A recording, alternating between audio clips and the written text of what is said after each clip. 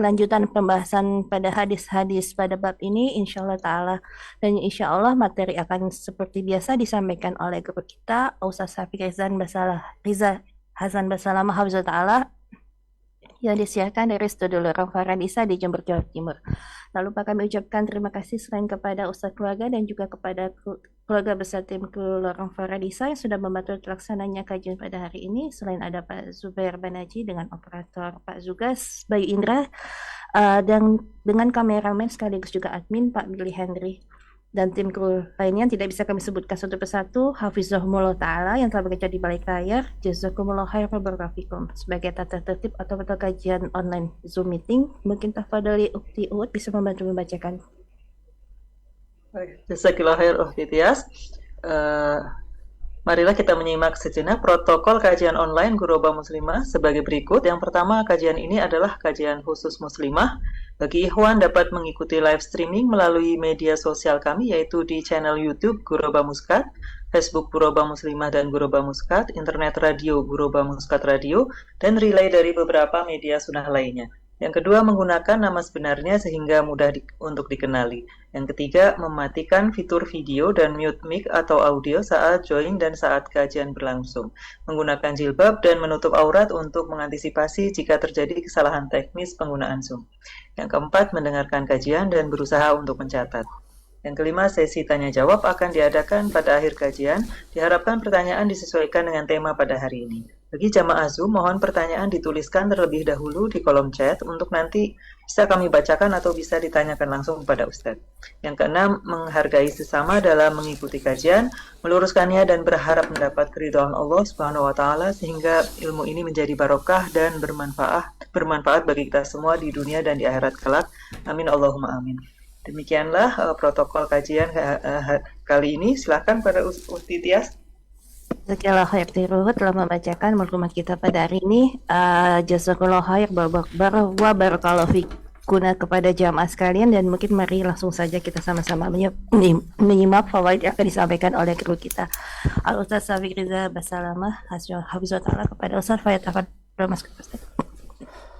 Alhamdulillah wassalatu wassalamu ala Rasulillah wa ala alihi wa ashabihi wa man wala. Segala puji bagi Allah Jalla Jalaluh. Salawat dan salam semoga tercurahkan untuk baginda Nabi kita Muhammad alaihi salatu wassalam, untuk keluarga beliau, untuk istri-istri beliau, untuk putra-putri beliau, dan untuk seluruh sahabat Nabi. Semoga Allah meridai kita bersama mereka. Amma ba'd, jamaah rahimakumullah, Al-Imam An-Nawawi rahimahullahu ta'ala menuliskan sebuah pembahasan, yaitu Kitabul Fadail.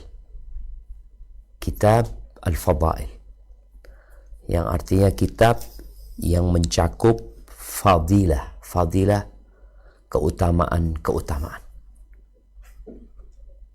Ini kitab yang memotivasi seorang hamba untuk beramal.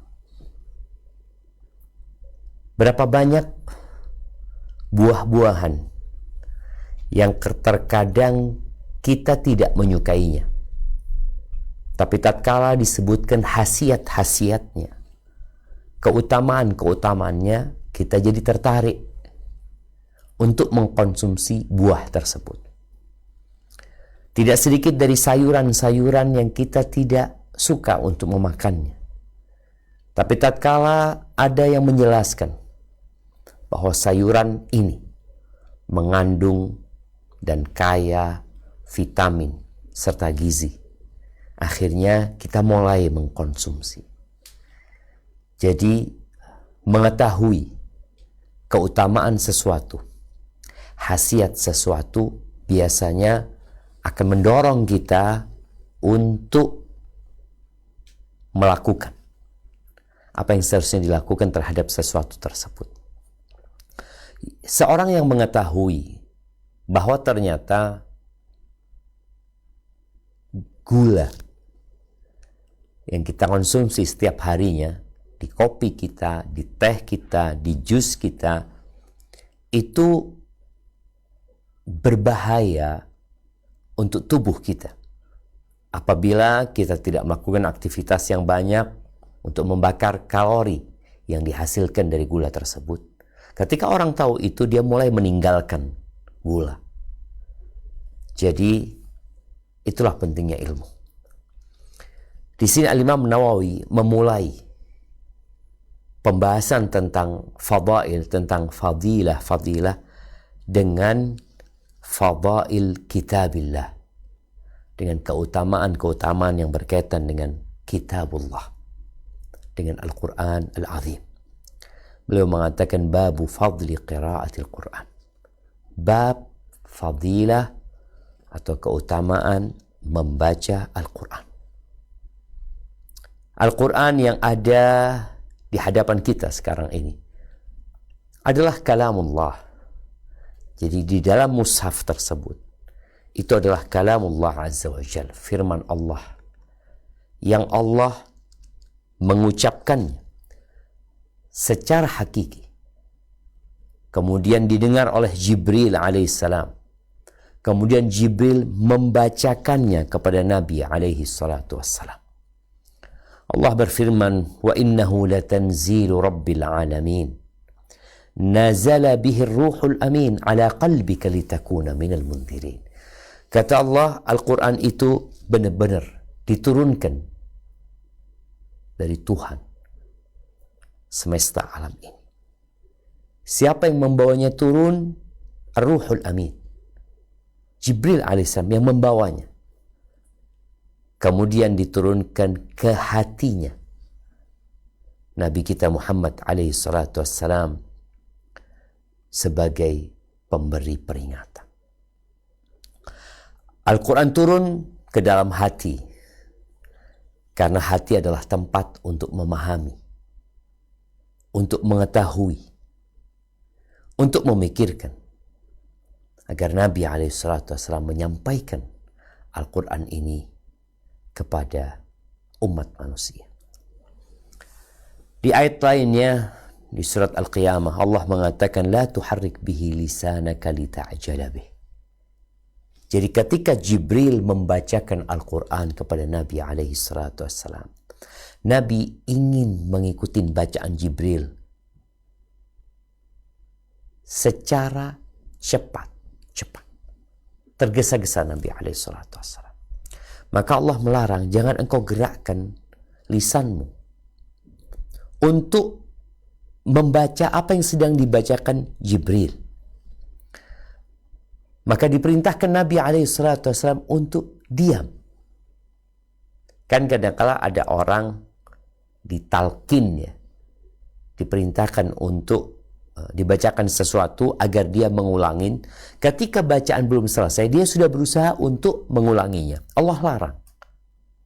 Allah suruh Nabi SAW diam.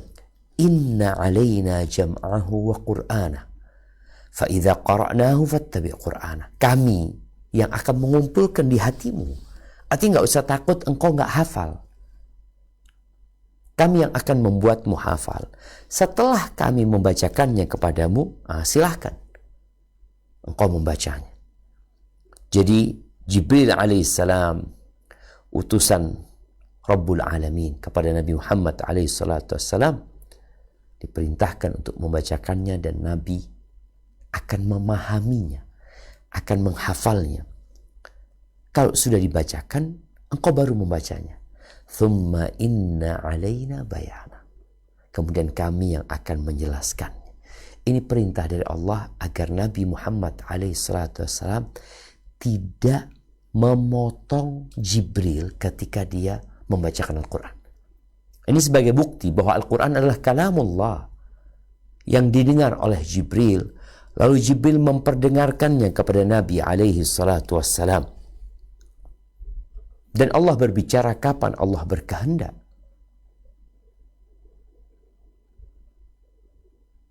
Dan diperdengarkan kepada hamba-hamba yang Allah kehendaki. Tapi ingat, kalamullah tidak menyerupai firman atau kalamnya manusia. Enggak. Ini kalamu Rabbil Alamin. Maka Allah Azza wa Jal memberikan tantangan kepada seluruh bangsa Arab yang ada pada waktu itu, agar mereka mendatangkan yang seperti Al-Quran. Mereka nggak mampu. Baik, turun tantangan itu. Kalau nggak mampu full seperti Al-Quran, 10 surat saja. Pilih sudah 10 surat. Jangan yang panjang-panjang, yang pendek-pendek. Kalau kita bicara surat-surat pendek ya, ada Qul huwallahu ahad, Qul a'udzu birabbil falaq, Qul a'udzu birabbin nas, tabbat yada idza jaa nasrullah al-fath, inna a'tainakal kautsar, wal 'asr, ya. Kemudian di ila fi Quraisy, lalu inna alam tara kaifa fa'ala rabbuka bi ashabil fil ara'aita alladhi yukadzibu bidin, atau silahkan pilih 10. Gak mampu mereka. Lalu Allah berikan tantangan agar mereka mendatangkan 1 surat saja yang seperti Al-Quran. Allah mengatakan, wa in kuntum fi raibin mimma nazzalna ala abdina, kalau kalian dalam keadaan ragu terhadap apa yang kami turunkan kepada hamba kami, yakni Al-Quran, fa'tu bi suratin min mithli, datangkan 1 surat. 1 surat yang sama dengan itu. Wad'u syuhada'akum min dunillahi in kuntum sadiqin, dan silahkan kalian panggil, bikin konferensi, ajak profesor-profesor, ikut sertakan orang-orang pintar bersama teknologi yang mungkin sekarang sudah ada. 1 surat. Fa in lam taf'alu wa lan taf'alu. Kalau kalian belum bisa melakukan hal itu, kalian tidak akan pernah bisa melakukan. Itu jemaah. Dan subhanallah, membaca Al-Quran tidak seperti membaca hadis, tidak seperti membaca yang lainnya. Man qara'a harfan min kitabillah, barang siapa membaca 1 huruf dari kitabullah, 1 huruf itu dapat 10 kebaikan. Kita baca qul itu dapat 20 kebaikan. Qul a'udzu itu 4 huruf. Jadi qul a'udzu kita dapat 60 kebaikan. Itu di antara keutamaan kitabullah. Jadi apa yang akan kita baca sebentar lagi seharusnya memotivasi kita untuk sering-sering membaca Al-Quran. Bahkan seharusnya seorang punya wirid, ya. Punya wirid membaca Al-Quran. Membaca Al-Quran di malam hari lebih utama daripada di siang hari. Kalau bisa engkau membacanya di sholat, Masya Allah. Kalau enggak ya di luar sholat. Kemudian paling enggak tiap 3 malam engkau hatam Al-Quran. Kalau enggak mampu ya sepekan, setiap Jumat engkau baca Al-Quran. Hatam maksudnya, enggak mampu ya 2 Jumat baca Quran, hatam. Kalau enggak 1 bulan ya one day one juz ya. Kalau enggak ya 2 bulan lah. Jangan lewat 2 bulan kecuali engkau sudah menghatamkan Al-Quran. Jadi 1 hari setengah juz. Enggak mampu ya sudah, engkau harus punya wirid paling tidak. Karena Quran ini benar-benar kitab yang penuh dengan berkah. Yang apabila seorang hamba mendawamkan membaca Al-Quran, maka dia akan merasakan keberkahan dalam hidupnya, dalam waktunya, dalam rezekinya. Barakallahu fikum. Jadi semoga ini sebagai muqaddimah sebelum kita membaca hadis-hadis Nabi yang berkaitan dengan fadilah membaca Al-Quran Al-Azim. Nah, silakan dibaca hadis pertama dalam bab fadilah membaca Al-Quran. Bismillah. Bab 180, Fadilah membaca Al-Quran. Hadis nomor 991, An Abi Umamah radhiyallahu anhu qala sami'tu Rasulullah sallallahu alaihi wasallam yaqul Iqra'ul Qur'an fa innahu ya'ti yaumal qiyamah syafi'an li ashabihi. Rawahul Muslim. Dari Abu Umamah radhiyallahu anhu, ia berkata, Aku mendengar Rasulullah Shallallahu Alaihi Wasallam bersabda, bacalah Al-Quran karena sesungguhnya ia akan datang pada hari kiamat untuk memberi syafaat kepada para pembacanya. Hadis riwayat Muslim. Barakallahu fikum. Di hadis pertama ini, hadis Umamah radhiyallahu taala anhu, dia mendengar Rasulullah sallallahu alaihi wasallam memerintahkan secara global, Iqra'ul Qur'an. Bacalah Al-Quran. Ya, baca udah. Dalam semua kondisi. Di mana kita mampu membaca, bacalah Al-Quran. Tapi, ada tempat-tempat yang kita tidak boleh membaca Al-Quran. Seperti ketika dia di toilet, dia buang hajatnya, maka dia tidaklah membaca Al-Quran. Ketika dia menghubungi istrinya, itu bukan waktu untuk membaca Al-Quran. Jadi Nabi SAW memerintahkan untuk membaca Quran, udah surat apa aja gitu loh. Kita tahu memang 114 surat ini memiliki fadilah yang berbeda-beda. Sebagaimana 6.000 lebih ayat-ayatnya juga beda-beda. Yang paling utama dari Al-Quran adalah suratul Fatihah. Yang paling utama dari ayat-ayatnya adalah ayatul kursi. Tapi bukan berarti kita baca ayat itu saja. Karena, oh udah aku mau baca Al-Fatihah aja. Aku mau baca ayat kursi aja. Enggak. Karena Nabi SAW menyuruh kita membaca Al-Quran. Jadi ketika seorang membaca Al-Quran, ini bicara fadilah ya. Dia akan mendapatkan dua hal. Yang pertama, keutamaan sendiri dari sisi pahala yang dia akan dapatkan. Seperti yang kita baca di hadis ini, bahwa siapa yang baca Al-Quran tentunya dia akan mendapatkan syafaat li ashabihi, buat orang-orang yang suka membacanya. Jadi ashab, sahibul Quran, itu bukan orang yang baca sekali selesai. Enggak. Dia baca Quran. Kapan? Ya, kadangkala sepekan sekali. Ya, orang seperti ini tidak disebut sahibul Quran. Sahib itu benar-benar yang yang berdampingan dengan Al-Quran. Kalau dikatakan fulan ini sahibul qahwah. Oh, sahib qahwah ini orang ini suka sama kopi, kata dia. Karena setiap kali duduk dia minum kopi gitu loh. Tapi kalau dia tiap Jumat minum kopi, maka tidak dikatakan sahibul Quran. Ini orang suka bola. Hadza sahibul qura. Ini orang sahibnya bola gitu loh. Tapi kalau dia hanya main sepekan sekali, ya bukan sahibul qura. Jadi cuma ya iseng aja gitu loh main bolanya. Atau iseng aja minum kopinya. Ini Quran akan memberikan syafaat buat siapa? Li ashabihi. Bukan untuk orang yang baca sekali dua kali, tapi orang yang mendawamkan membaca Al-Quran. Dan tentunya bukan hanya membacanya saja, dia membacanya dan mengamalkannya.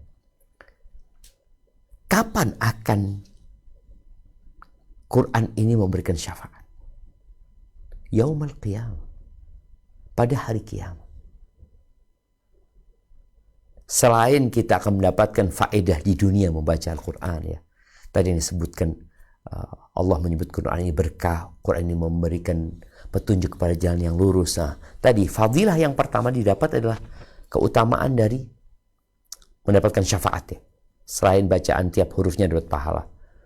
Tapi kalau dia memahami artinya, Quran ini akan memberikan syafaat di dunia dari sisi memberikan petunjuk kepada jalan yang benar.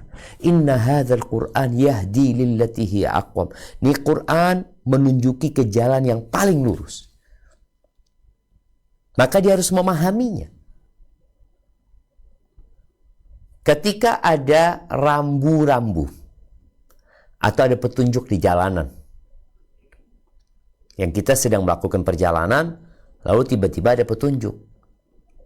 Kalau kita baca, namun kita tidak memahaminya, maka kita tidak akan mendapatkan petunjuk dari apa yang kita baca.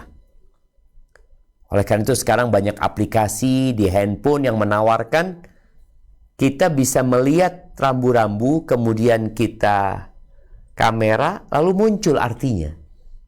Oh, ini dilarang umpamanya melewatin jalan ini. Tapi ketika sudah dikasih petunjuk namun dia nggak paham, maka dia tidak mendapatkan petunjuk. Maka hendaklah tadi yang membaca Al-Quran berusaha untuk memahami dengan membaca artinya, dengan membaca tafsirnya. Alhamdulillah sekarang ada kemudahan yang tidak didapat oleh orang-orang terdahulu.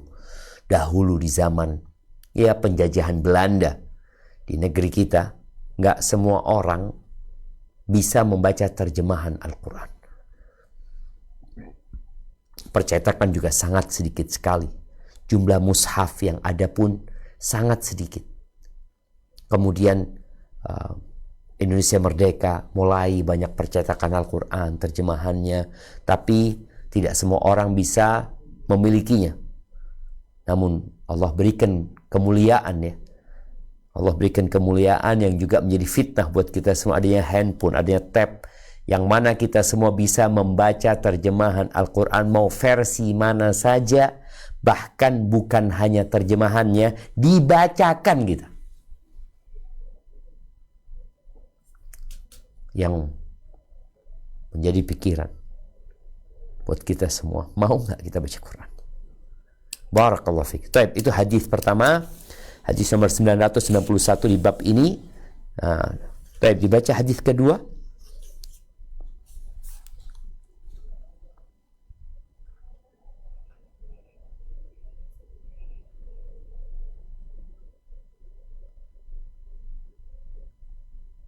Lubuk Linggau belum ada suaranya.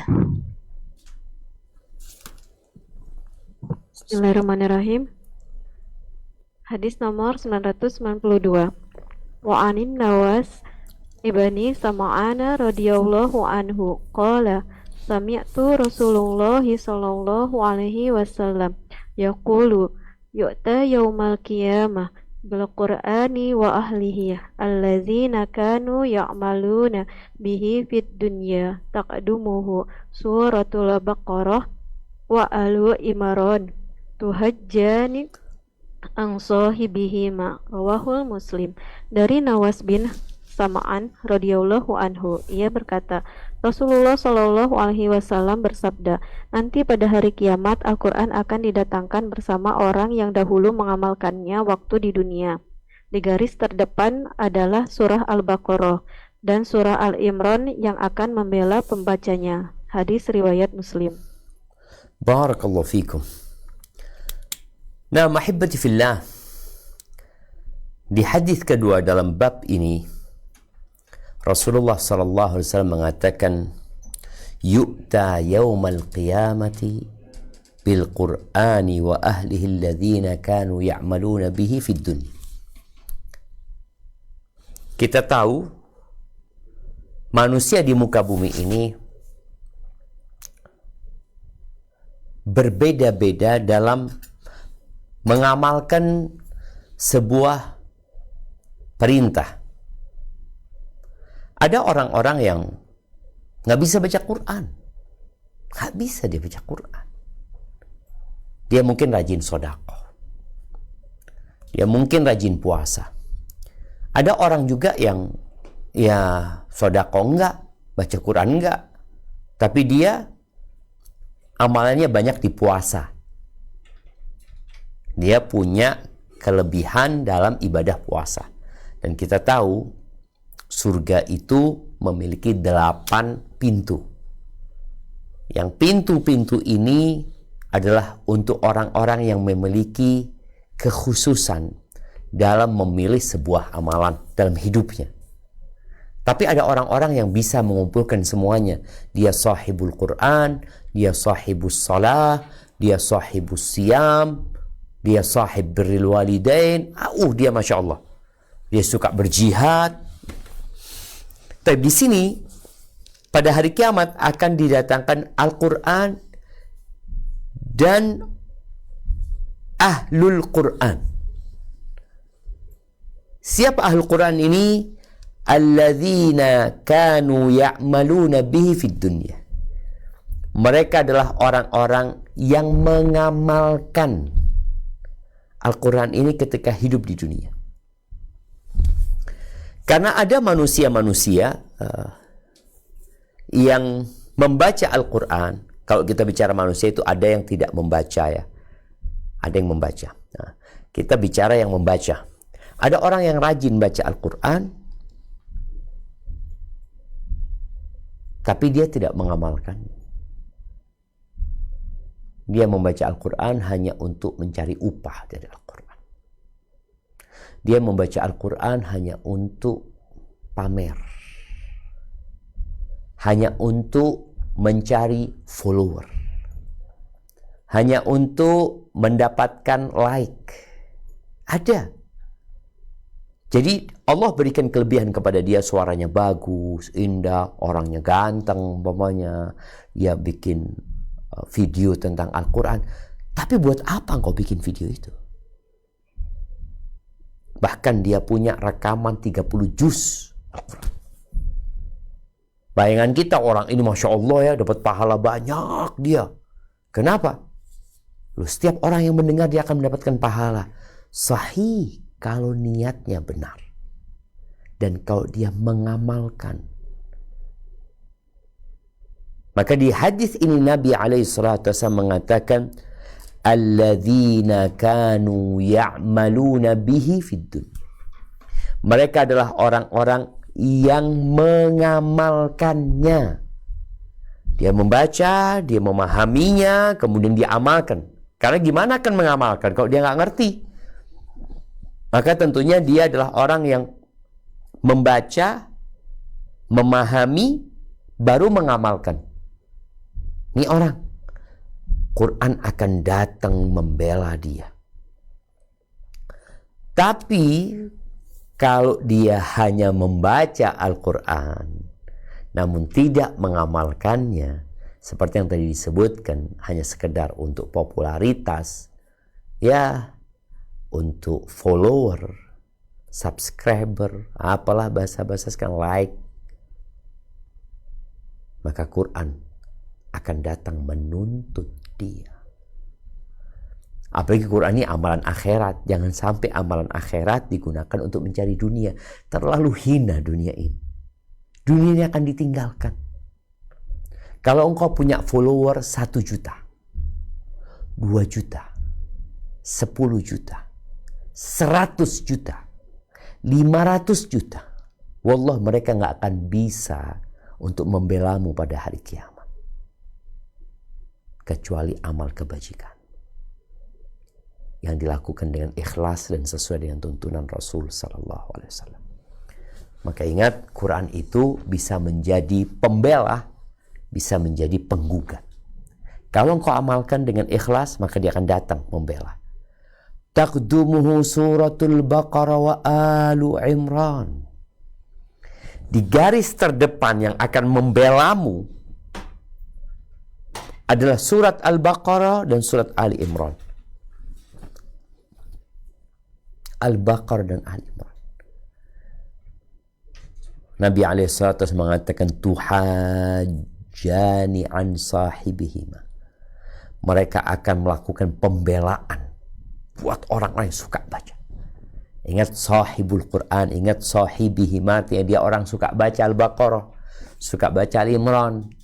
Tadi udah disampaikan kalau orang ini punya wirid, alhamdulillah, ana sebulan sekali khatam Quran, berarti tiap bulan dia akan baca Al-Baqarah.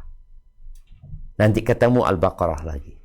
Dalam 12 bulan dia baca Al-Baqarah 12 kali. Minimal ya, kalau dia one day one juz. Seperti itu. Berarti dia terus 10 tahun berapa kali dia baca tuh. Maka Al-Baqarah dan Ali Imran akan berada di garda terdepan untuk membela.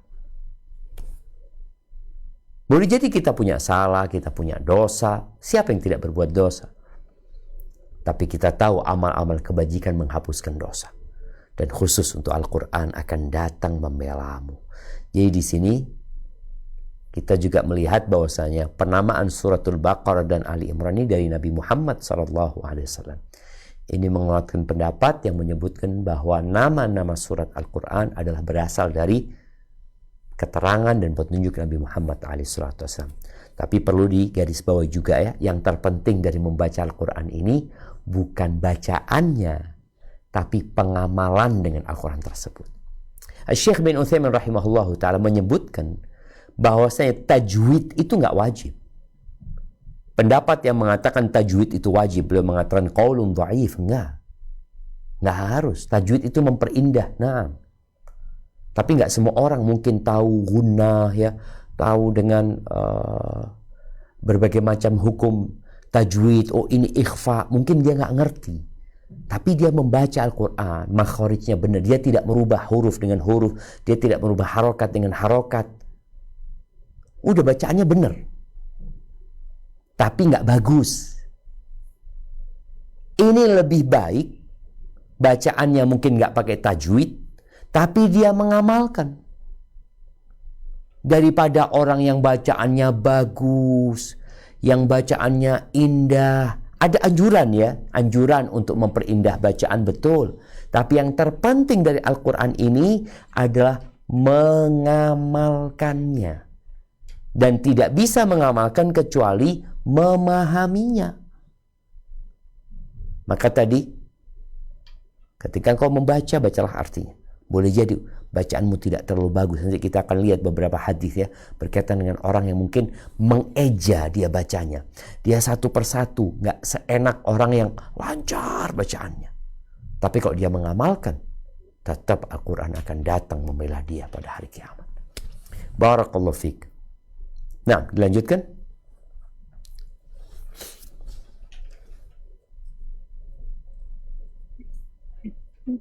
Wa'an Utsman ibni Affan radhiyallahu anhu qala Rasulullah sallallahu alaihi wasallam khairukum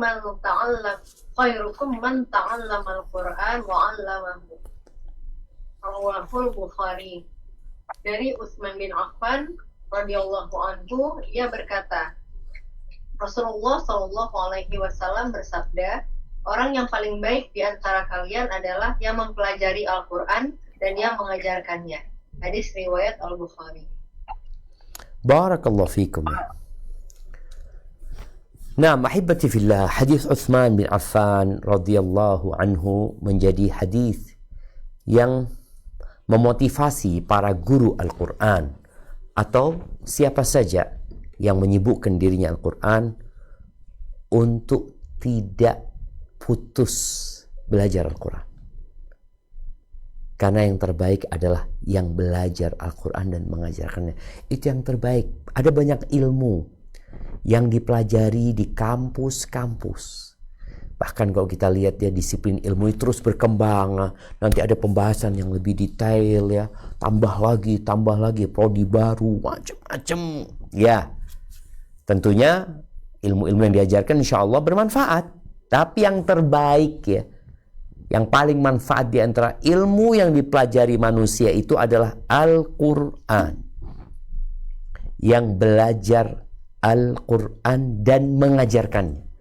Jadi bukan hanya belajar saja untuk diri sendiri, tapi dia belajar kemudian mengajarkan. Karena ada orang yang belajar tapi nggak ngajarin. Ya dia baik gitu, karena dia dapat satu bagian. Tapi kalau mau jadi yang terbaik, belajar dan ajarkan. Boleh jadi orang ini tidak mengajarkan ke murid-murid, tapi dia mengajarkan kepada keluarganya, kepada anaknya. Seorang ibu, dia bukan ustadzah, dia mungkin juga punya banyak kesibukan di rumah, dia hanya ibu rumah tangga, tetap dia bisa menjadi yang terbaik dengan mengajarkan Al-Quran. Kepada siapa? Kepada orang yang di rumahnya. Kepada orang yang di rumahnya. Maka jangan berhenti. Ketika sudah belajar, aku buat diriku sendiri. Nah, engkau buat dirimu sendiri. Kalau ada orang yang butuh, engkau ajari. Tapi bacaanku belum bagus, ya engkau belajar lagi.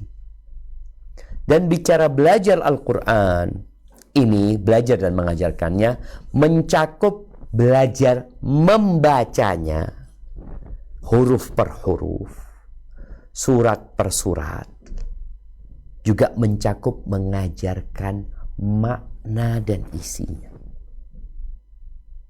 Contoh nih, ana nggak ngajar pelajaran Al-Quran. Kalau dikatakan, Ustadz ngajar Al-Quran di STDI, enggak. Kalau mengajari MK Al-Quran enggak, tapi kita mengajarkan ilmu-ilmu yang berkaitan dengan Al-Quran.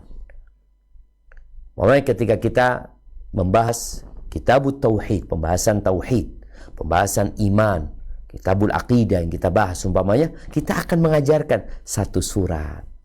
Umpamanya Qul huwallahu ahad. Kita mengajarkan satu ayat sebagai dalil ya, untuk diamalkan nantinya. Itu termasuk mengajarkan Al-Quran. Tapi mungkin tidak mengajarkan full. Ada orang yang mengajarkan bacaannya saja. Ada orang yang mengajarkan bacaan plus tafsirnya umpamanya. Dia mengajarkan tafsir Al-Quran.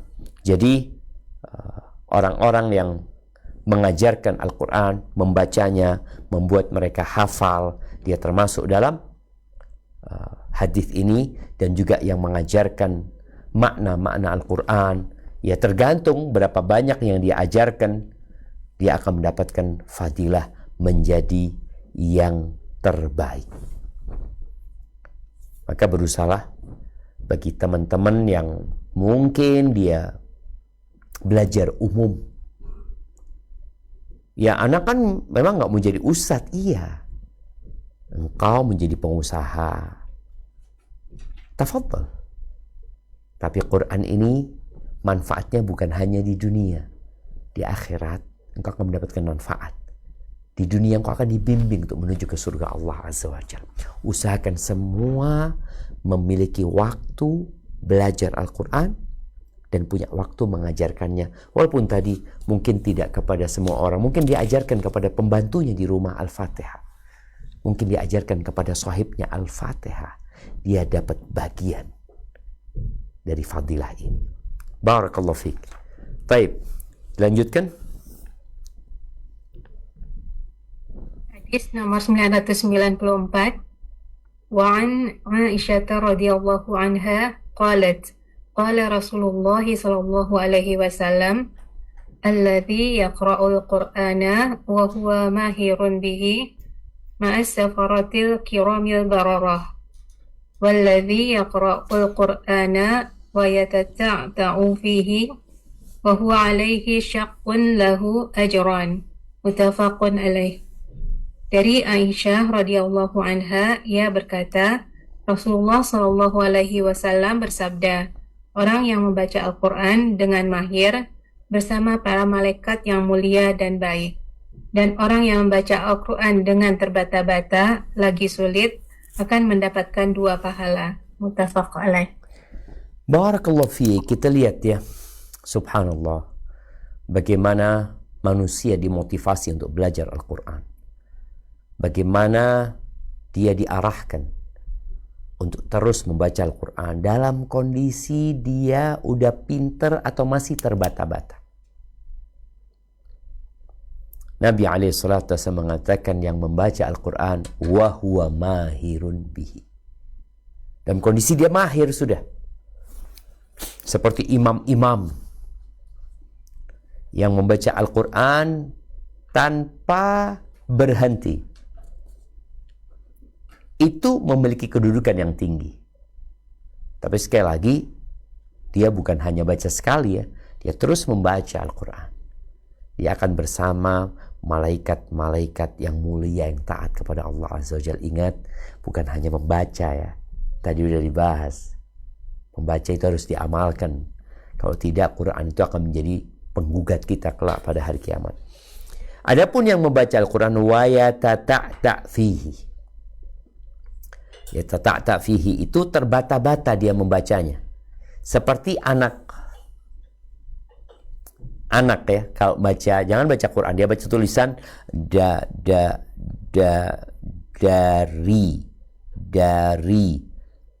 Aisyah ini. Kalau kita bicara membaca bahasa Indonesia. Dia nggak dapat pahala. Artinya nggak dapat pahala dari sisi per huruf, dia dapat 10 kebaikan. Tergantung apa yang dia baca, dia akan mendapatkan faedah, manfaat dari apa yang dia baca. Tapi kalau baca Quran kita udah tahu, 1 huruf 10 kebaikan. Orang yang kesulitan membaca Al-Quran, terkadang dia putus asa. Aduh, anak sulit, anak Ustaz, anak sudah tua memang. Ini itu, jangan mau dibohongin sama setan. Karena sebagian orang melemah. Kita lihat ya, ketika seorang berjalan kaki menuju ke sebuah tujuan. Dia berangkat umpamanya dari rumahnya, anggap di Jakarta. Dia berada di Jakarta Barat, berangkat ke Istiqlal, jalan kaki. Ketika dia berjalan, ada yang ngomong, aduh jauh. Sudah panas juga, balik aja. Maka dia balik gak akan pernah nyampe dia. Tapi ketika dikatakan kepada dia, engkau jalan terus, kata dia. Jalan terus, kata dia.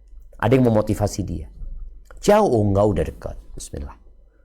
Maka dia akan semangat walaupun pelan jalannya. Mungkin sudah disalib ya, didahului sama orang-orang lain, tapi dia terus jalan sampai dia ke tujuan. Dan orang yang membaca Al-Quran dalam kondisi terbata-bata dapat 2 pahala. 2 pahala. Pahala bacanya tadi dan pahala capeknya. Karena orang yang baca Quran lancar, 1 halaman mungkin anggap 2 menit selesai dia.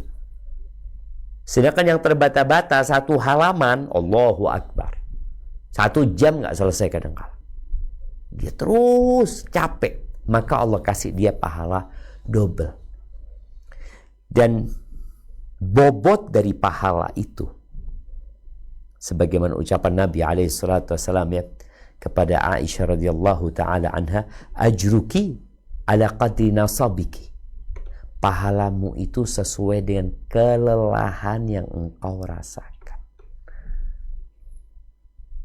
Dengan kelelahan yang engkau rasakan. Jadi yang capek jangan putus asa, jangan merasa aduh nggak bisa, mereka masya Allah. Alhamdulillah mereka masya Allah. Engkau juga masya Allah. Karena engkau nggak berhenti di tengah jalan. Engkau terus berusaha untuk membaca Al-Quran, walaupun buat engkau berat membacanya. Dan buat para jamaah ya, yang merasa berat, ingatlah dengan hadis ini. Ingatlah dengan fadilah. Engkau hanya butuh waktu. Ketika engkau berusaha pelan-pelan, ketika merasa lemah, berdoa minta sama Allah, Allahumma a'inni ala dzikrika wa syukrika wa husni ibadatik. Baca Allahumma anfa'ni bima 'allamtani wa 'allimni ma yanfa'uni wa zidni ilman. Terus kau baca. Maka insyaallah beberapa waktu engkau akan lancar membaca Al-Quran. Ingat, yang terpenting adalah mengamalkannya.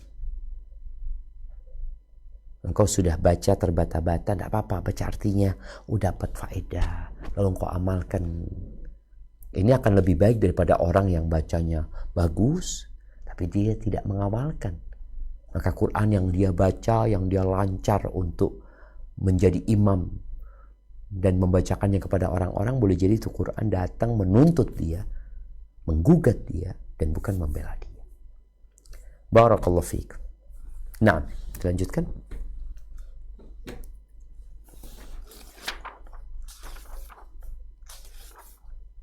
Bismillahirrahmanirrahim. Hadis nomor 995. Wa an Abi Musa al-Asy'ari radhiyallahu anhu qala Rasulullah sallallahu alaihi wasallam, masalul mu'mini allazina yaqra'ul qur'ana masalul rujjah rihuha thayyibun wa ta'muha thayyib wa masalul mu'minin allazi la yaqra'ul qur'ana kamasalit tamarah la rijalaha wa ta'muha kulluhu wa masalul munafiqi allazi yaqra'ul qur'ana kamasali rayhana rihuha thayyibun wa ta'muha murru wa masalul munafiqi allazi la yaqra'ul qur'ana kamasalil hanazola laisa laha rihun wa ta'muha murrun muttafaq alaih. Dari Abu Musa al-Asy'ari radhiyallahu anhu, ia berkata, Rasulullah Shallallahu alaihi wasallam bersabda, permisalan orang mukmin yang membaca Al-Qur'an seperti buah utrujah, aromanya sedap dan rasanya pun manis, dan permisalan orang mukmin yang tidak membaca Al-Qur'an seperti buah kurma, tidak beraroma tapi manis rasanya. Dan permisalan orang munafik yang membaca Al-Qur'an seperti tumbuhan raihana, aromanya sedap tetapi pahit rasanya. Dan permisalan seorang munafik yang tidak membaca Al-Qur'an seperti buah hanzalah, tidak beraroma dan rasanya pun pahit. Muttafaq alaih. Barakallahu fiik. Tapi ana minta teman-teman untuk menampilkan beberapa buah yang ada di hadis ini ya. Ada buah utrujah, ada buah, ada kurma tentunya yang kita tahu semuanya. Kemudian ada rehana, kemudian ada hanzalah. Tapi ahibati fillah, di hadis yang agung ini Nabi alaihi salatu wassalam memberikan sebuah gambaran tentang fadilah Al-Quran ini. Beliau menyebutkan orang mukmin yang membaca Al-Quran itu seperti utrujah. Ingat, membaca Al-Quran. Karena ada orang mukmin gak bisa baca Quran, atau dia malas baca Quran, tapi dia orang beriman. Ini orang mukmin yang membaca Al-Quran, dia rajin membaca seperti utrujah. Utrujah itu di hadis ini disebutkan, kata Nabi SAW, rihuha tayyib wa ta'muha tayyib. Rihuha tayyib wa ta'muha tayyib. Yang artinya aromanya sedap. Ya Allah, orang seger, menyenangkan. Ya, ini ya. Ini utrujah yang sekarang jadinya sitrus ya. Sitrus ini kecut biasanya mana jamaah. Tapi mungkin ada sebagian yang manis di antara sitrus ini. Kalau mau menyebutkan, jadi utrujah ini tadi sejenis sitrus, sejenis banyak mereka mencontohkan dengan astagfirullah, jeruk umpamanya ya, seperti itu. Disebutkan bahwa utrujah ini makanan yang sudah jarang ditemukan. Dulu utrujah ini adanya di meja makan raja-raja saja. Hanya mereka yang mengkonsumsi, hanya orang-orang berduit yang mengkonsumsi. Mereka menyebutkan asal buah ini dari mana, ada yang mengatakan dulunya dari Asia Tenggara ya, mungkin terus pindah ke dataran Timur Tengah sana. Tapi yang jelas utrujah ini adalah seperti yang disebutkan Nabi SAW, aromanya sedap dan rasanya enak. Bukan kecut, rasanya enak. Sekarang ya mungkin banyak ya buah-buah yang menggantikan hal ini, yang mungkin beberapa jeruk ya, ada yang baunya itu wangi, enak, dan rasanya enak. Nah, orang mukmin tuh kayak gitu. Jadi belum dirasakan udah tercium aromanya. Jadi kita bisa ngelihat orang yang suka baca Quran itu penampilannya mungkin beda ya. Kita belum bermuamalah sama dia, baru kelihatan aja udah nyenengkan hati. Itu orang yang suka baca Quran. Jadi manis rasanya. Jadi kalau kita bermuamalah sama dia, Masya Allah. Ini kalau mengamalkan, sekali lagi jemaah. Terus ada pun mukmin yang tidak membaca Al-Quran, ya seperti kurma. Kita tahulah kurma. Gimana kurma itu? Kurma itu manis banget gitu loh. Tapi baunya nggak berasa gitu. Mesti ada baunya, cuma kita lihat nggak ada baunya dia. tapi dia manis. Artinya kita akan mendapatkan ketika bermuamalah dengan orang beriman, kita lihat, oh Masya Allah orangnya jujur, tapi dia nggak bisa baca Quran gitu loh. Itu orang mukmin yang membaca Al-Quran dan tidak membaca Al-Quran. Adapun orang munafik, orang munafik ini yang pandai baca Al-Quran, dia seperti rehana. Jadi rehana itu apa? Diterjemahkan rehana ini apa coba? Ya, di sini nggak dikasih terjemahannya. Sebagian menerjemahkan rehana itu, antum tahu dengan di Indonesia ini sayuran yang buat lalapan, kemangi. Kemangi, coba tampilkan kemangi. Kemangi. Kita tahu kemangi ini rihuha tayyib, wangi kemangi ini, tapi pahit. Dia pahit. Orang mengkonsumsinya karena ada khasiat. Tapi yang jelas tadi, dia wangi, segar, tapi pahit loh. Karena apa? Dia munafik. Dia pura-pura saja. Makanya kalau ada orang-orang yang bacaan Qur'annya bagus, Masya Allah, senang. Tapi ketika dia tidak mengamalkannya, atau dia orang munafik yang sebenarnya tidak beriman, hanya menjadi tameng agar kemunafikannya tidak tercium, maka dia menutupin dirinya dengan aroma wangi tersebut. Padahal dia pahit. Ini menunjukkan orang-orang munafik, ada yang hafal Quran, ada. Mereka seperti rehana. Baik, adapun orang munafik yang nggak baca Quran, seperti Hanzalah. Coba ditampilkan Hanzalah. Hanzalah. Ya, Hanzalah ini coba dibuka supaya kelihatan besar, Bapak. Hanzalah ini kalau kita lihat, coba cari gambar yang lainnya. Enggak, itu sitrus itu. Cari Hanzalah, Bapak. Ditulis Hanzalah. Nah, pakai bahasa Arab nulisnya. Hanzalah.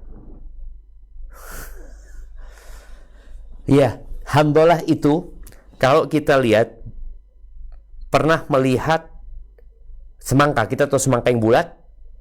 Hanzalah itu seperti semangka, tapi dia kecil. Dia hidup di bar ya, daerah padang pasir sana. Biasanya di sana. Dan banyak, nggak sedikit dia. Artinya Nabi SAW ketika memberikan permisalan ini, sahabat tahu gitu loh. Itu disebutkan dalam hadis ini. Laisa laha rih. Nah, itu lihat buahnya. Nah, ini juga nggak diterjemahkan di sini ya. Iya, itu buahnya seperti itu, kecil dia ya. Kalau di situ kelihatan besar, mungkin dipikir buah semangka, bukan. Dia kecil, mungkin segenggam tangan gini. Dia nggak ada baunya, tapi pahit rasanya. Anda ingat dulu ketika kita bermain di padang pasir, ketemu sama Hanzalah itu, banyak buah itu. Orang munafik seperti itu yang tidak baca Quran, nggak ada baunya dan pahit. Kalau bermuamalah sama dia, dia adalah orang-orang munafik. Akan nampak dari omongannya seperti apa ya. Barakallahu fiik, ini berkaitan dengan fadilah membaca Al-Quran, dan masih banyak hadis-hadis yang lain yang berkaitan dengan membaca Al-Quran atau fadilah membaca Al-Quran. InsyaAllah kita akan lanjutkan pada kesempatan yang akan datang. Semoga kita termotivasi untuk membaca Al-Quran sejak kita membaca hadis-hadis. Tapi jamaah, motivasi itu kadang-kadang gak lama. Seperti orang yang didorong-dorong, kemudian dia jalan. Ayo jalan. Akhirnya dia jalan. Tapi nanti dia berhenti. Butuh yang dorong lagi. Maka kalau memang kita butuh motivasi, kita harus baca terus secara berkala hadis-hadis ini. Yang kedua, yang kadang-kala perlu kita jaga adalah kedisiplinan. hendaklah kita memiliki wirid, memiliki waktu dan kesepakatan dengan diri kita untuk konsisten membaca Al-Quran. Contohnya, ana mau baca Al-Quran ba'dal asr. Pulang kerja, sebelum ana ke rumah, ana mau baca Quran. Soalnya kalau ana sampai rumah, sulit baca Quran. Ana akan sibuk dengan keluarga, dengan kerjaan. Ana pokoknya pulang kerja, kerja jam 3, selesai. Bismillah, ana baca Quran. Baca Quran 15 menit, umpamanya. Dapat tuh dia. Hampir setengah juz lah dia baca. Kalau dia lancar baca. Sudah tiap hari. Setengah juz. Itu mungkin anda nggak mampu kalau bisa asal ibu-ibu umpamanya ana akan baca Al-Quran ketika anak-anak sudah berangkat sekolah. Jadi ketika anak-anak berangkat sekolah, berhenti dari aktivitas, yang mau nyapu, yang mau masak, yang mau nyuci, mau pegang HP, enggak. Anak-anak berangkat sekolah, bismillah, tutup pintu, buka Quran. Berapa? Setengah jam umpamanya. Bikin kesepakatan dengan dirinya. Nah, kedisiplinan ini biasanya akan terus kita jaga. Berbeda dengan motivasi yang hanya sebentar kemudian, pokoknya, aku mau baca Quran nih, aku mau baca 1 juz. Berapa hari engkau akan baca 1 juz? Sehari, 2 hari, pas gitu berhenti. Dan Nabi SAW mengatakan, khairul amali adwamuhu wa in qalla. Sebaik-baiknya amalan adalah yang berkesinambungan walaupun sedikit. Maka hendaklah setiap orang membuat kesepakatan dengan dirinya sendiri kapan dia baca Quran. Aku bacanya waktu sholat malam. Aku akan baca tiap sholat malam 1 rakaat 1 halaman. Oke, kalau engkau sholatnya mamanya 8 rakaat plus 3, dapat tuh 4 halaman. 4 lembar, 8 halaman. Tapi rutin gitu loh. Barakallahu fiik. Mungkin itu yang bisa Anda sampaikan. Semoga bermanfaat buat kita semua, khususnya buat Anda sendiri ya. Jazakumullah khair. Tafadhal. Alhamdulillah aladzi binikmati tatimmu sholihat. Hayakallah Ustaz, jazakallah khair wa barakallahu fikum. Ustaz telah memberikan nasihat fawaid, tausiah, wasilah ilmu dan penjelasan dari kitab Syarah Riyadhus Shalihin karya Imam An-Nawawi rahimahullah pada hari ini.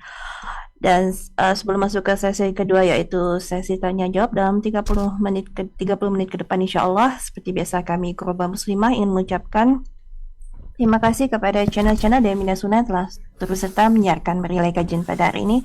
Selain Ghuraba Muslimah sendiri, kita ada Advisi Channel, Faisal TV, Abiyati TV, dan Al-Firqatun Najiyah. Kami ucapkan jazakumullah khair wa barakatuh fikum.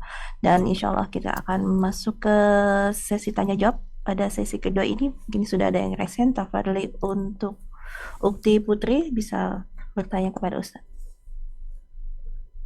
Jazakillah khairan Uti Tias. Assalamualaikum warahmatullahi wabarakatuh Ustaz. Waalaikumsalam warahmatullahi wabarakatuh. Assalamualaikum Ustaz. Ustaz, afwan terkait dengan tadabbur Al-Quran Ustaz. Ana pernah dinasehati oleh seorang guru Ustaz, semoga Allah rahmati beliau, amin Allahumma amin. Beliau mengatakan bahwa untuk mentadaburi Al-Quran tidak cukup hanya membaca artinya dan membaca tafsir itu sendiri. Ana butuh seorang guru yang bisa membimbing dan membantu Ana untuk memahami Al-Quran tersebut. Dan beliau juga menyarankan kepada Ana untuk berdoa, meminta kepada Allah supaya qiraah Ana bisa seperti Ubay bin Ka'ab dan pemahaman Al-Quran Ana seperti Abdullah bin Abbas Ustadz. Tapi Ana sudah minder duluan Ustadz, kok ini standarnya terlalu tinggi Ustadz. Ana kan pendosa besar ya Ustadz ya. Janganlah standarnya itu Ubay bin Ka'ab dan Abdullah bin Abbas gitu Ustadz. Mohon nasihatnya Ustadz untuk hal ini Ustadz. Dan yang kedua Ustadz, terkait dengan surat Al-Waqi'ah ayat 79 Ustadz. La yamassuhu illal mutahharun. Ada yang mengatakan bahwa ayat ini tidak bisa dijadikan dalil bahwa orang yang tidak suci atau yang dalam keadaan janabah ataupun dalam keadaan haid tidak boleh menyentuh Al-Quran, karena maksud yang hamba-hamba yang disucikan ini adalah malaikat, katanya Ustadz. Apakah hal ini apakah maksudnya sebenarnya dari ayat ini gitu Ustaz. Mohon nasihat dan penjelasannya Ustaz. Jazakallahu khairan wa barakallahu fiik Ustaz. Assalamualaikum warahmatullahi wabarakatuh. Barakallahu fiik. Naam, ahibati fillah. Bicara membaca Al-Quran, memahami, mentadabburi, kemudian mengamalkan. Kita harus tahu bahwasanya yang terpenting dari Al-Quran adalah mengamalkannya. Cuma untuk mengamalkan Al-Quran, mau tidak mau kita harus membacanya. Setelah kita membacanya, kita memahaminya. Kemudian setelah itu kita mentadabburinya. Di situ ketika ada perintah Allah Azza wa Jal, maka kita bagaimana berusaha untuk mengamalkannya. Ketika di situ ada larangan, bagaimana kita menjauhinya. Ketika di situ ada ancaman-ancaman Allah Azza wa Jal, cerita tentang azab, bagaimana kita kemudian berusaha untuk berdoa memohon kepada Allah agar dihindarkan dari azab tersebut. Ketika di situ ada cerita rahmat Allah Azza wa Jal, maka kita meminta dan memohon kepada Allah Azza wa Jal. Jadi ada orang-orang yang bisa mencapai tingkat yang paling tinggi. Tentunya tetap butuh dengan guru. Di sana guru yang mengarahkan. Tapi secara umum, para sahabat Nabi yang datang kepada Nabi alaihi salatu wassalam, dibacakan kepada mereka Al-Quran. Dan Nabi alaihi salatu wassalam mengatakan kalau ada orang baru masuk Islam, aqri'uhul Quran. Ajarin dia baca Quran. Bikin dia hafal beberapa surat dari Al-Quran. Wa faqihuhu fid din. Dan bikin dia faham dengan urusan agamanya. Dia membaca Al-Quran, hafal Al-Quran, ya beberapa surat ya. Kemudian setelah itu dia memahami agamanya untuk dijadikan bekal dalam kehidupan ini. Jadi kalau dikatakan tadi membutuhkan guru, tentunya butuh guru. Di sini guru yang memberikan arahan. Dan alhamdulillah ketika guru memberikan arahan, umpamanya kalau kita bisa membaca Al-Quran dari Al-Fatihah sampai An-Nas bersama guru, guru membaca tafsirnya, kemudian memberikan kesimpulan-kesimpulan, faedah-faedah yang diambil dari ayat ini ya. Itu yang diharapkan. Tapi ketika seorang nggak bisa, maka alhamdulillah Al-Quran ini mudah untuk diingat.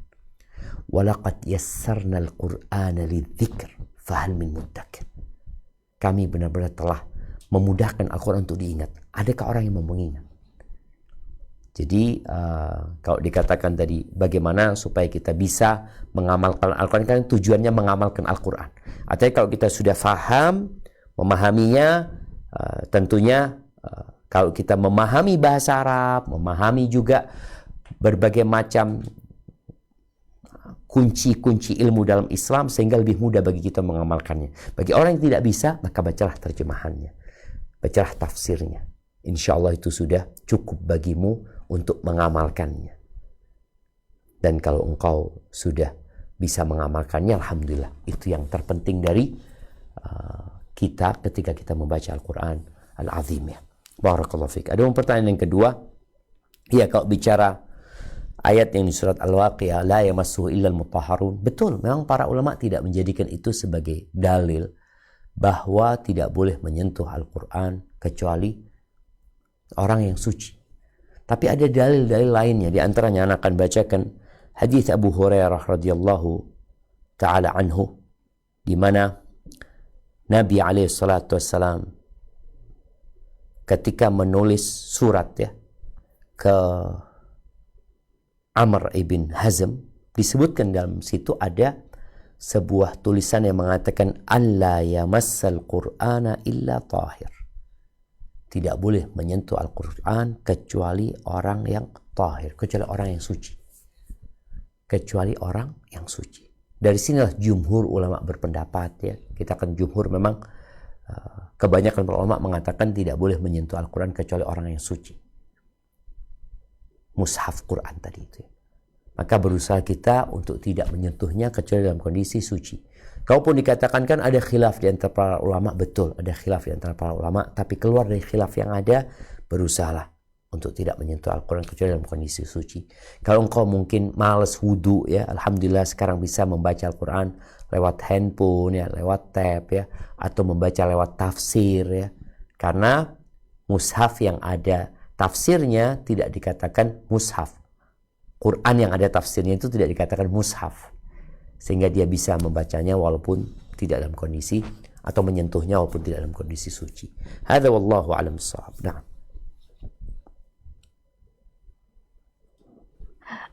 Barakallahu fiik Ustaz. Semoga dapat dipahami khususnya untuk Ukti Putri yang sudah bertanya. Mungkin sebelum masuk ke pertanyaan kedua yang sudah raise hand, boleh minta tolong untuk di drop dulu kepada host yang bertugas atau co-host, kepada host, kepada Ana ataupun pada Ukti Uud, Ukti Evi dan Ukti Res sebagai co-host. Tafadholi untuk mendrop dulu terlebih dahulu pertanyaannya sebelum nanti bisa ditanyakan kepada Ustaz Zuna langsung. Baik, dari Sentul, jika ada pertanyaan tafadholi di Sentul bisa mengunmute dan bertanya langsung kepada Ustaz Zuna. Bismillah, Assalamualaikum warahmatullahi wabarakatuh, Ustaz. Waalaikumsalam warahmatullahi wabarakatuh. Naam, tafadhal. Ahsanallahu ilaik, Ustaz sekeluarga dan untuk kru yang bertugas di sana. Ini sebenarnya ada 2 atau 3 pertanyaan yang masuk, tapi temanya itu bersinggungan, jadi izin untuk menggabung ya Ustaz ya. Naam. Yang pertama itu pertanyaannya adalah, apa bedanya pengertian ahlul Quran dengan sohibul Quran? Itu yang pertama. Kemudian yang kedua itu pertanyaannya adalah mana yang harus didahulukan antara membaca Al-Quran dan menghafal Al-Quran. Kemudian yang terakhir pertanyaannya adalah, yang kedua apa barusan? Yang kedua itu yang didahulukan antara membaca Al-Quran dan menghafal Al-Quran. Nah, yang kedua. Terus? Nah, kemudian yang ketiga itu jika kita memiliki waktu yang terbatas, lebih baik banyak membaca ayat Al-Quran atau membaca sedikit ayat tapi disertai dengan membaca artinya. Gitu kurang lebih. Nah, barakallahu fiik. Jamaah rahimakumullah, berkaitan dengan pertanyaan yang pertama. Kok sampai lupa pertanyaan pertama? Yang perbedaan antara ahlul Quran dan sahibul Quran ya. Wallahu a'lam bishawab ya. Kalau bicara ahlul jannah dan ashabul jannah, itu mirip sebenarnya. Mereka adalah orang-orang yang berada di tempat di surga sana ya. Kalau bicara sahibul Quran adalah orang yang berdampingan, menjadikan Al-Quran sahibnya dia. Dia membacanya, ya, dia kemudian mentadaburinya, boleh jadi dia juga menghafalnya. Jadi menjadi Quran itu sahibnya dia. Ahlul Quran mungkin lebih mendalam lagi, keluarga Al-Quran. Kalau mungkin diterjemahkan bahasa Indonesia, ini sahib Quran, ini ahlul Quran. Sehingga sebagian ulama mungkin menyebutkan ahlul Quran yang lebih mendalaminya, dia juga menghafalnya, ya, sehingga dia lebih utama. Tapi kalau kita membaca di hadis, di hadis 992, hadis, ya, di hadis 992, kita lihat di sini disebutkan. Yu'ta yaumal qiyamah, bisa ditampilkan mungkin tadi hadisnya 992 ya. Yu'ta yaumal qiyamah bil Qur'ani wa ahlihi. Yu'ta yaumal qiyamati bil Qur'ani wa ahlihi. Itu ahlul Qur'an ya. Alladzina kanu ya'maluna bihi fid dunya taqdumuhu suratul Baqarah wa Alu Imran. Tuhajani an sahibihima. Kita di situ ahlul Quran, di sini ada penyebutkan sahibihima. Jadi orang ini adalah ahlul Quran. Kemudian dia suka baca Ali Imran dan Al-Baqarah, maka dia akan datang membelain sahibul Al-Baqarah dan sahibu Ali Imran. Wallahu a'lam bishawab ya. Itu mungkin yang ana fahami. Mungkin nanti bisa tanyakan kepada ustadz yang lainnya. Ada yang mengatakan ahlul Quran yang lebih mendalaminya. Kalau tadi sahibul Baqarah sama sahib, dia mungkin yang fokus di surat tersebut ya. Surat Al-Baqarah dan surat Ali Imran. Ada pertanyaan yang kedua tadi berkaitan dengan Apa jemaah? Yang kedua? Yang didahulukan antara membaca Al-Quran dengan menghafal Al-Quran, Ustaz. Yang selanjutnya? Yang selanjutnya itu jika memiliki waktu yang terbatas, lebih baik banyak membaca ayat Al-Quran atau membaca ayat Al-Quran sedikit tapi disertai dengan artinya. Barakallahu fikum. Naam ahibbati fillah. Kalau bicara mana yang lebih utama, membaca dan menghafal, tentunya menghafal Al-Quran semuanya. Itu yang lebih utama. Kenapa? Karena orang yang menghafal pasti membaca. Orang yang menghafal pasti membaca. Yang membaca belum tentu hafal. Jadi kalau pertanyaannya mana yang lebih utama, menghafal atau membaca, tentunya menghafal, karena menghafal menggabungkan dua hal. Dia membaca dulu, kemudian dia menghafalkannya. Adapun yang membaca, maka dia tidak menghafal. Tapi tadi, tidak semua orang punya waktu untuk menghafal, umpamanya dia. Karena kita tahu kalau bicara menghafal, effortnya lebih. Kenapa lebih utama? Tadi effortnya lebih. Dia butuh tenaga, dia butuh waktu, dia butuh energi, dia butuh menyetorkan kepada orang yang menghafal. Kalau baca enggak, dia baca aja, dia hanya membaca saja. Jadi usahakan kalau dikatakan qari itu adalah orang yang hafal Al-Quran, dan tentunya dia membacanya gitu. Adapun berkaitan dengan pertanyaan ketiga tadi, ketika waktunya sempit, mana yang lebih utama, membaca saja tanpa memahami artinya, atau membaca sedikit tapi memahami artinya? Tadi udah disampaikan bahwasanya yang lebih utama dari Al-Quran ini adalah membaca, memahami, dan mengamalkannya.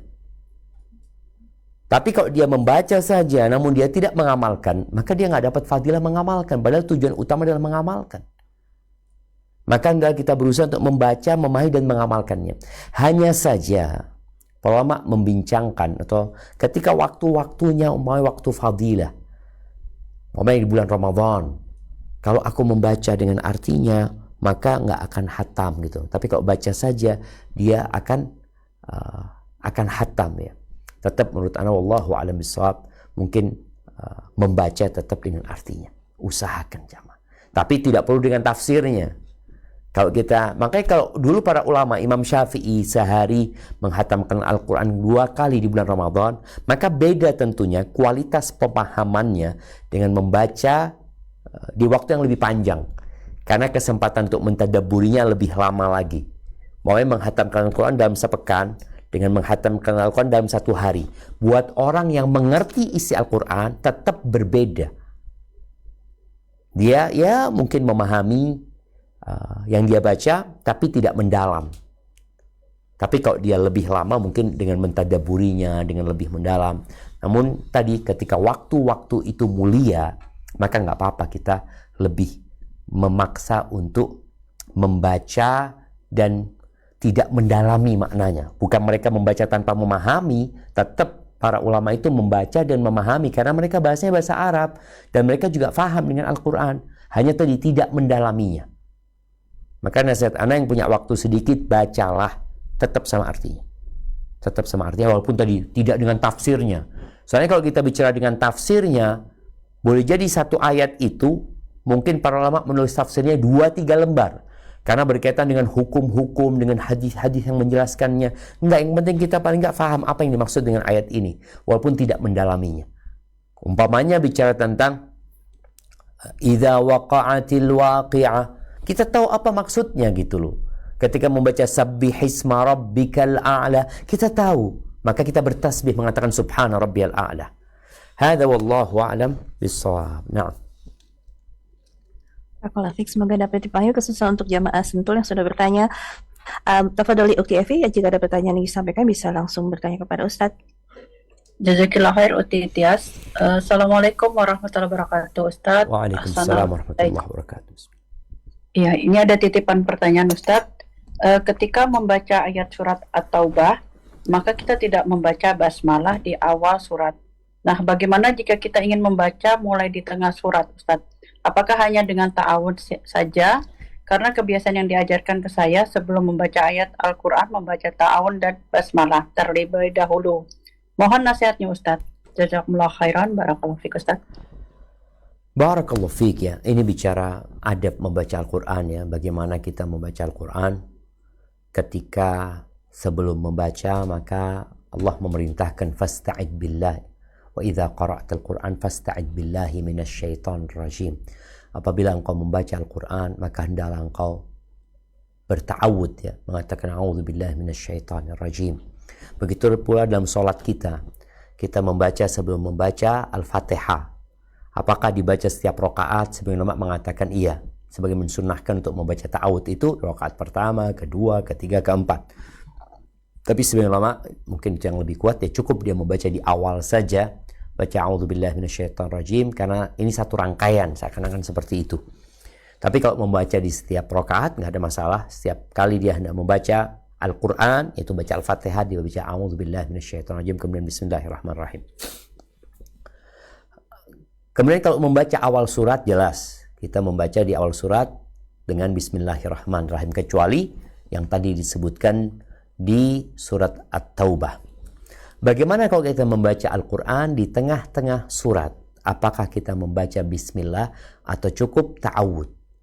Kalau bicara cukup maka cukup a'udzubillahi minasyaitonir rajim, karena Allah mengatakan wa idza qara'tal Qur'an fasta'id billahi minasyaitonir rajim. Walaupun sebagian ulama membolehkan orang membaca a'udzubillahi minasyaitonir rajim kemudian dia baca bismillah walaupun di tengah-tengah surat. Jadi tetap yang lebih utama sepertinya mencukupkan diri baca a'udzubillahi minasyaitonir rajim walaupun diperbolehkan apabila dia membaca bismillahirrahmanirrahim. Hadza wallahu a'lam bissawab. Na'am. Barakallahu fiik Ustaz. Terus semoga dapat dipahami Ustaz. Ini ada pertanyaan dari grup chat WA Grup Muslimah Ustaz. Pertanyaannya, Assalamualaikum Ustaz, semoga Ustaz dan keluarga selalu dalam penjagaan terbaik Allah. Amin. Ustaz, apabila kita sudah rutin dalam datang kajian kitab, misalnya setiap weekend, lalu mendaftar kelas tahsin rutin setiap weekend secara online karena waktunya yang bersamaan, manakah yang lebih utama? Meneruskan hadir di kajian offline kitab rutin atau kajian kitab tauhid dan kitab tahrib wa takrib, atau hadir di kelas tahsin online? Mohon nasihatnya Ustaz. Jazakumullah khair wa barakatuh. Barakallahu fikum. Naam, ahibati fillah. Mana yang lebih utama? Kembali kepada mana yang lebih dibutuhkan.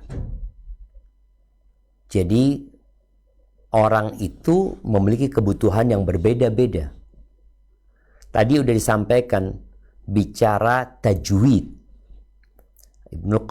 Syekh bin Utsaimin rahimahullah ta'ala mengatakan enggak wajib tajwid itu. Enggak wajib. Tapi yang wajib adalah tidak merubah huruf. Dan jangan sampai harokatnya berganti gitu loh. Itu yang wajib. Artinya membaca Al-Quran dengan benar. Tapi kan ada membaca Al-Quran dengan baik dan benar. Benar saja cukup, baik lebih utama. Kalau yang engkau butuhkan tadi adalah berkaitan dengan ilmu agama, karena sebenarnya Al-Quran ini adalah sumber dari ilmu agama kita. Kalau tadi kajian offline yang kau hadiri, engkau butuhkan untuk perjalanan hidupmu, dan engkau nggak punya ilmu di sana, engkau membutuhkannya, silahkan kau hadir di sana. Adapun baca Quran, alhamdulillah engkau bacanya sudah benar. Tapi kalau engkau belum bisa baca Al-Quran, kemudian ilmu ini engkau sudah punya, maka engkau baca Quran. Tapi kalau enggak, ini aku butuh untuk berkaitan dengan keimananku, karena anak banyak hal-hal yang anak nggak faham, anak takut terjebak dalam kesyirikan umpamanya. Ya udah, engkau fokus di sana. Ini tahsinnya gampang nanti. Jadi itu mungkin yang bisa jadi pilihan. Dari satu orang ke orang lain berbeda-beda sesuai dengan yang dia butuhkan. Dan kita insya Allah tahu dengan hadis Nabi SAW, talabul ilmi faridatun ala kulli muslim. Menuntut ilmu kewajiban buat setiap muslim. Tidak semua ilmu ya. Ada ilmu-ilmu yang memang dia butuhkan, yang fardu ain orang untuk mempelajarinya. Ada ilmu-ilmu yang jadi fardu kifayah nantinya, atau nanti jadi dianjurkan saja buat seorang untuk mempelajarinya. Tapi kalau yang wajib yang kau harus dahulukan. Hadza wallahu alam bissawab. Nah. Kalau Ustaz, Tafadhali Uktiras bisa menyampaikan pertanyaannya kepada Ustaz. Assalamualaikum. Assalamualaikum Ustaz. Waalaikumsalam. Saya pernah mendengar tentang ancaman jika kita hilang hafalan Al-Qur'annya, sehingga saya lebih banyak menghabiskan waktu untuk murajaah dan sedikit untuk menambah hafalan, apalagi dengan umur yang sudah tidak muda sehingga semakin cepat untuk lupa. Mohon nasihatnya Ustadz, bagaimana sebaiknya dalam menghafal ini. Jazakallah khair. Nah, barakallahu fiik. Ya, ahibati fillah. Ya, sungguh sebuah kekurangan ya ketika seorang dikasih hafalan sama Allah Azza wa Jalla kemudian dia lupakan. Ini menunjukkan bahwasanya kita diperintahkan untuk murojaah lagi, untuk murojaah lagi, untuk murojaah lagi supaya hafalan itu tetap ya. Jadi ancaman itu buat orang yang sengaja meninggalkan Al-Quran, mengabaikannya, maka usahakan kita tidak termasuk dari mereka. Kalau dikatakan tadi anak akhirnya lebih banyak murojaah daripada menambah hafalan, nggak ada masalah. Mungkin itu lebih baik daripada menambah tapi lupa. Karena ada orang, ya alhamdulillah anak hafal 30 juz. Tapi ketika dites, wala 1 juz dia hafal. Dia hanya pernah menghafal 30 juz. Karena beberapa pendidik sistem pembelajaran Al-Quran yang ditahfidz biasanya, anak itu dibikin hafal 30 juz. Artinya dia menyetorkan hafalan, bacaannya sudah benar, hafalannya sudah benar. 30 juz, setelah itu dia baru murojaah dari awal ya. Baru yang disebut dengan itqan ya. Bagaimana dia memutkinkan bacaan dia. Memutkinkan hafalan dia. Jadi ada yang modelnya tadi pokoknya lewat 30 juz, kemudian setelah itu proses menyempurnakan hafalannya supaya nggak lupa.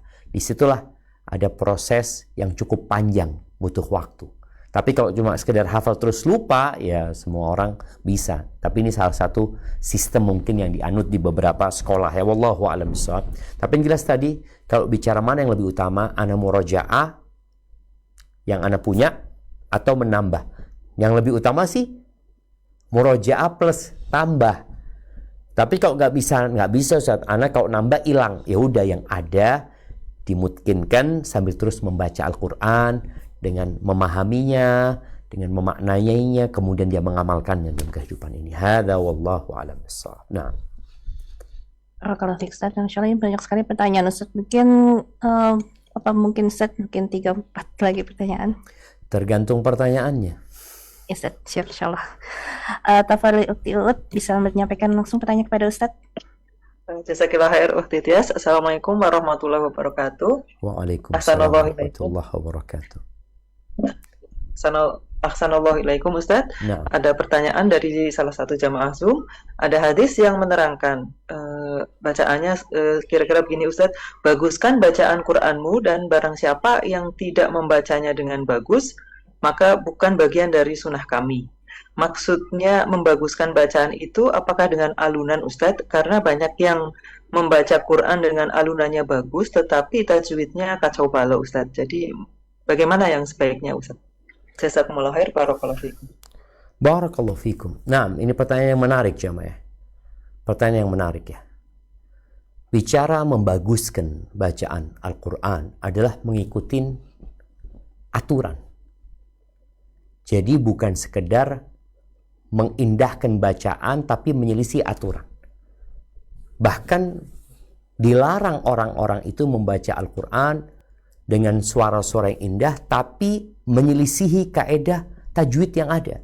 Tadi kita bicarakan membaca Al-Quran itu yang benar artinya dia tidak merubah, tidak menambahkan huruf ya.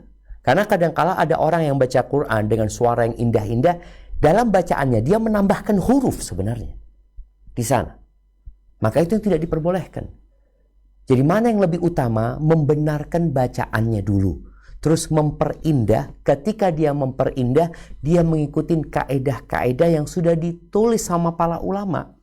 Yang sudah ditetapkan oleh mereka. Sehingga kita nggak keluar dari sana.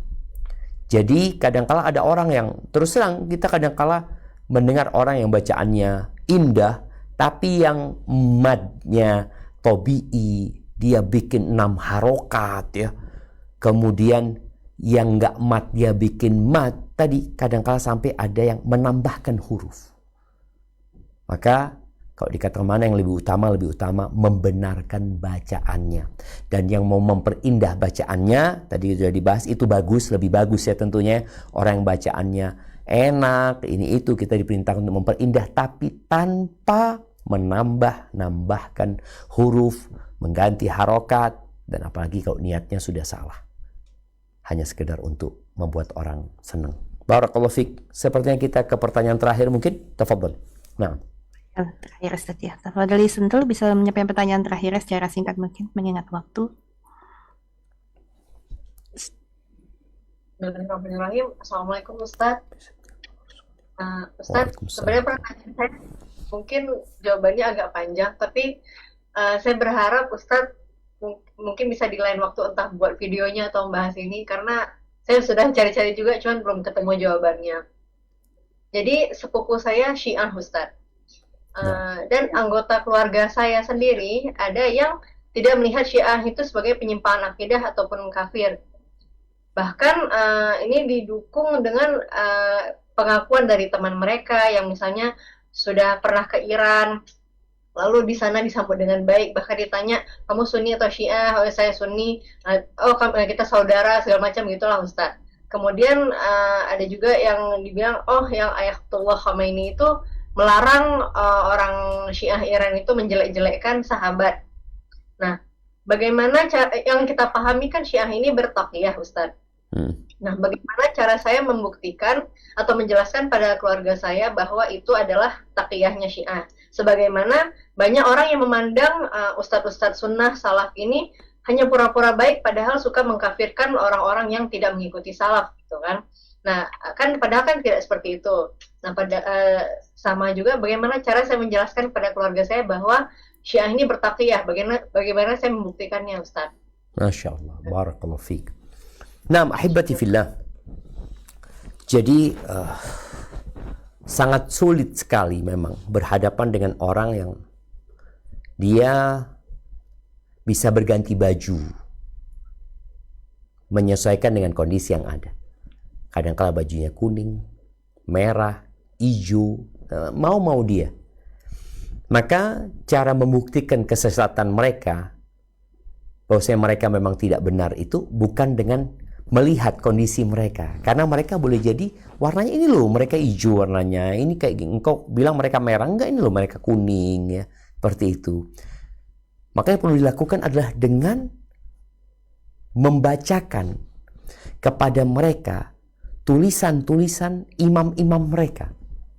Ana masih ingat ketika ada kiai di Jember ya, hafizahullah taala, dia dulu adalah ketua PCNU Jember, Kiai Muhyiddin Abdul Samad.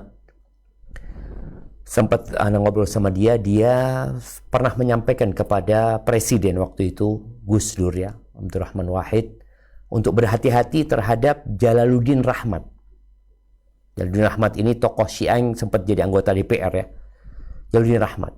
Akhirnya oleh Gus Dur ditantang, kok berani dialog sama dia? Oke, gitu.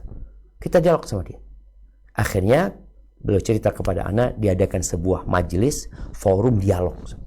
Apa yang dia lakukan? Dia menghafal poin-poin dalam kitab-kitab Syiah. Khususnya waktu itu pembahasannya tentang Syiah ini mengklaim bahwasanya Al-Quran itu telah dirubah. Mereka punya kitab namanya Fasul Khitab fi Itsbat Tahrifi Kitabi Rabbil Arbab. Itu kitab yang ditulis oleh salah satu ulama mereka. Mereka datang ke dal-dal bahwa Quran itu sudah dirubah, ini itu. Dihafal poin-poin tertentu oleh kiai ini. Mulailah dialog. Enggak benar. Ya, biasalah. Mereka akan mengatakan, ini loh, Qurannya Syiah kayak gini. Ini dicetakan Tehran. Ini loh, yang dibaca mereka ini ada. Terus ya seperti itu. Dia gak ngelihat ke sana. Coba baca kitabnya. Halaman sekian. Halaman sekian. Ini ucapan siapa? Ini ulama mereka. Terus. Gak bisa ngomong. Akhirnya waktu itu Gus Dur mengatakan, oh mungkin dia belum siap. Gitu. Kita datangkan majelis lain, forum berbeda, sama, nggak bisa. Jadi memang cara menyampaikan kepada mereka bukan dengan tulisan Ahlus Sunnah, tapi dengan tulisan mereka sendiri. Oh ini Khomeini kayak gini, dengan tulisannya, dengan omongannya. Itu mungkin, dan mungkin nanti ketika ada kesempatan kita bisa membuat video, dan rasa ada sudah banyak sebenarnya video-video tentang kesesatan mereka ya.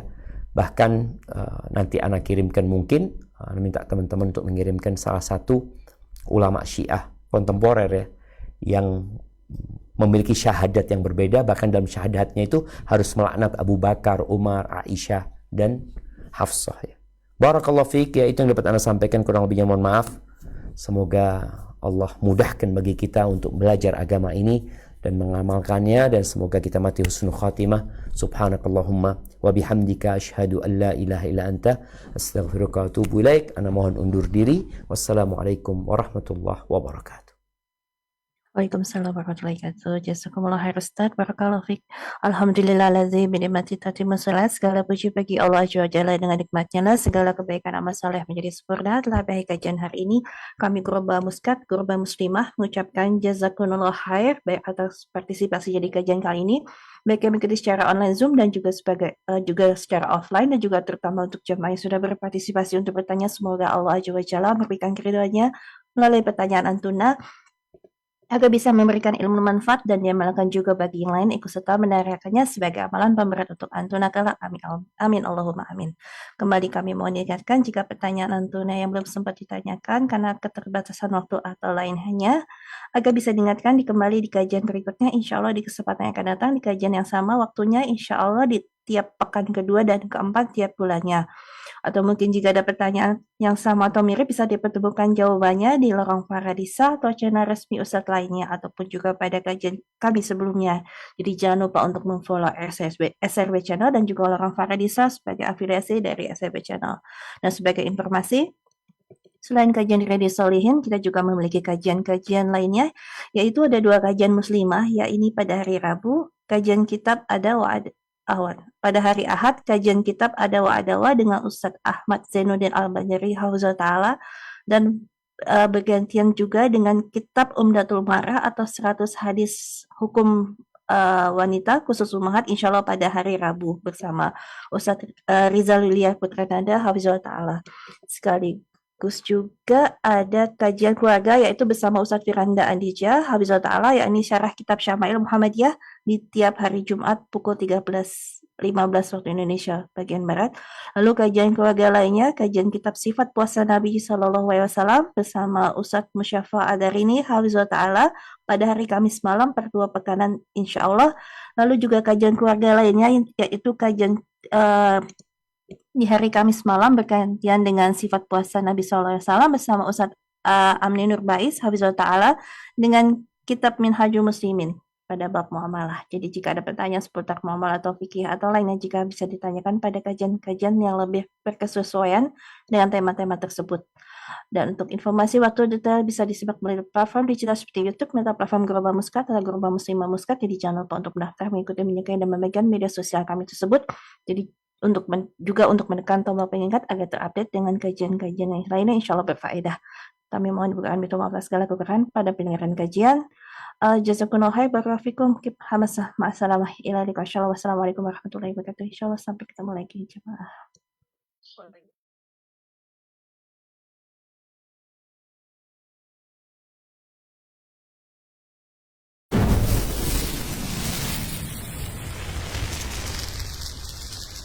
Samase, it's different.